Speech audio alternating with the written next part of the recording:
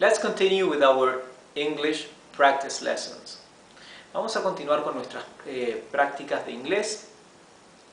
Y recuerden que les quiero dar el tiempo, o si no tienen tiempo, paren o coloquen pausa en el video para pensar las respuestas a las preguntas que voy a estar planteando, o para pensar cómo se escribe la oración que voy a estar planteándoles a ustedes, ¿sí?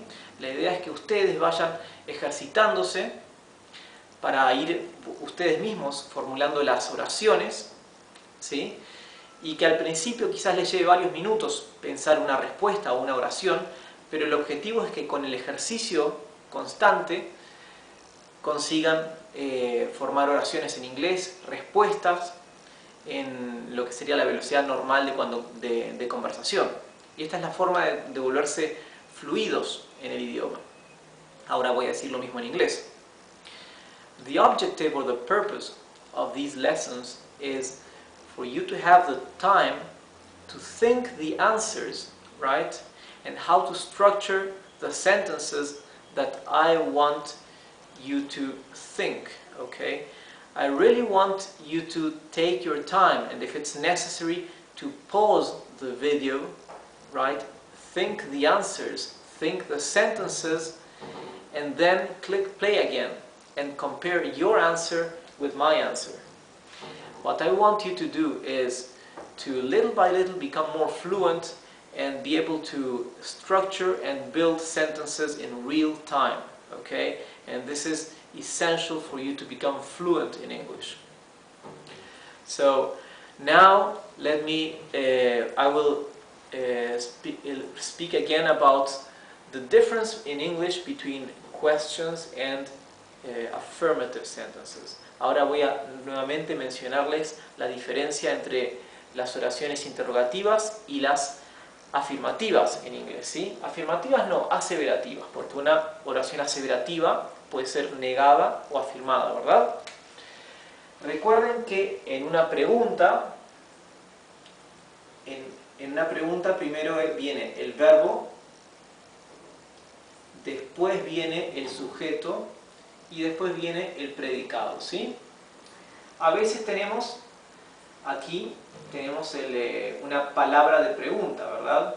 Una palabra de pregunta como puede ser ¿cómo? ¿Cuándo? ¿Dónde? ¿Por qué? En el caso de preguntas que tengan una palabra de pregunta, ellas van al principio, ¿verdad? Y cuando tenemos un verbo auxiliar, viene primero el verbo auxiliar, luego el sujeto y luego el otro verbo y después viene el predicado. Esa es la estructura de una oración interrogativa en inglés. Mientras que una oración aseverativa, primero viene el sujeto, después viene el verbo y después viene el predicado, ¿sí? Por ejemplo,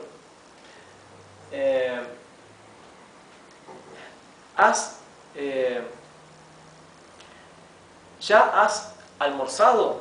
¿Ya has almorzado? Have you already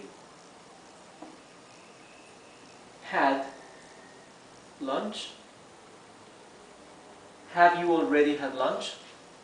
Tenemos primero el verbo auxiliar, luego el sujeto, y luego viene el predicado, ¿sí? Ahora vamos a ver una oración aseverativa, ¿sí? Por ejemplo, vamos a decir lo mismo pero no en pregunta. I have had lunch. ¿Ok? I have had lunch. Yo he almorzado. Aquí esto puede confundir un poco porque en inglés no existe un verbo almorzar, ¿verdad? El verbo en inglés es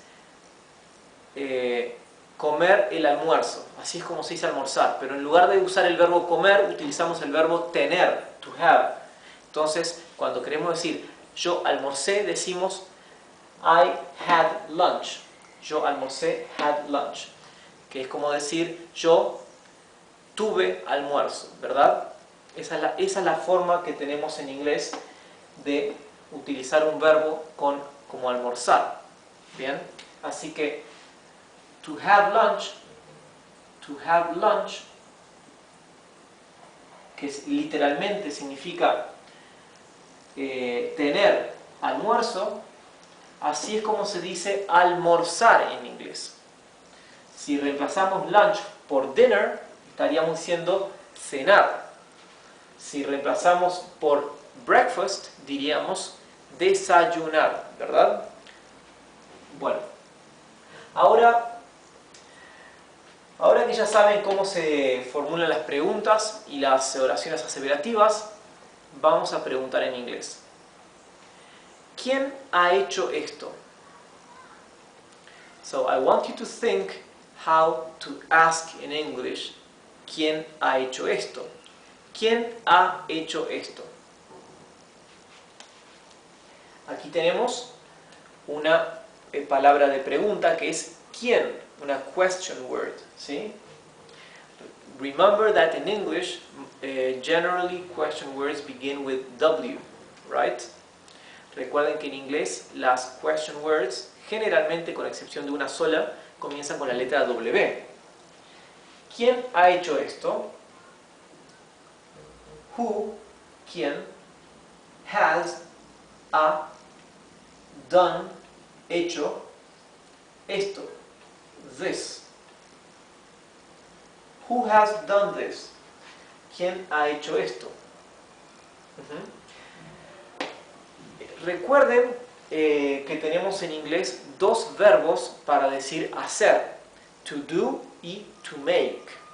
Remember, in English we have two verbs that correspond with the Spanish verb hacer. We have to do and to make. If you want to know more about these two verbs and when we use each one and when we use the other one, go to my lesson number 10. Si quieren saber cuándo utilizamos un verbo to do y cuándo utilizamos to make, vayan a mi clase, a la lección número 10, donde ahí vamos a ver cuándo corresponde utilizar cada uno de ellos. O vayan también al índice de clases, donde van a ver muchas clases dedicadas a los verbos to do y to make. ¿Bien? Okay, who has done this? Now let's answer. Ahora vamos a responder. Yo lo hice. O, como hemos preguntado, ¿quién ha hecho esto? Vamos a responder, yo lo he hecho. Yo lo he hecho. Yo lo he hecho. I have done it. Yo lo he hecho, ¿ok? Recuerden que el lo viene a ser predicado aquí, entonces, como es una oración aseverativa, primero viene el sujeto, luego viene el verbo have done y luego el predicado, ¿sí? I have done it. Now let's rewrite these two sentences, the question and the answer, but instead of saying this in present perfect, let's say the same thing in simple past. Reescribamos estas dos oraciones, la pregunta y la respuesta, pero en lugar de decir esto en pretérito perfecto, ¿sí? Vamos a decirlo en pasado simple o en pretérito indefinido, ¿bien? Vamos a decir entonces, ¿qué es lo que cambiaríamos aquí? Claramente tenemos que cambiar el verbo, ¿sí? Bien, vamos a reescribir esto. Who has done this? ¿Quién ha hecho esto? Vamos a preguntar, ¿quién hizo esto? ¿Verdad? En pretérito indefinido o pasado simple. ¿Quién hizo esto? Y la respuesta es, yo lo hice, ¿no? En lugar de yo lo he hecho. Bien, ¿quién hizo esto? Who did this? ¿Sí? Al igual que en español utilizamos el verbo haber como verbo auxiliar para el pretérito perfecto, yo he hecho, tú has hecho. Si queremos utilizar el pretérito indefinido o pasado simple, no utilizamos más el verbo auxiliar haber, simplemente decimos yo lo hice, tú lo hiciste, ¿verdad? En inglés también, el verbo auxiliar to have, aquí no lo necesitamos más.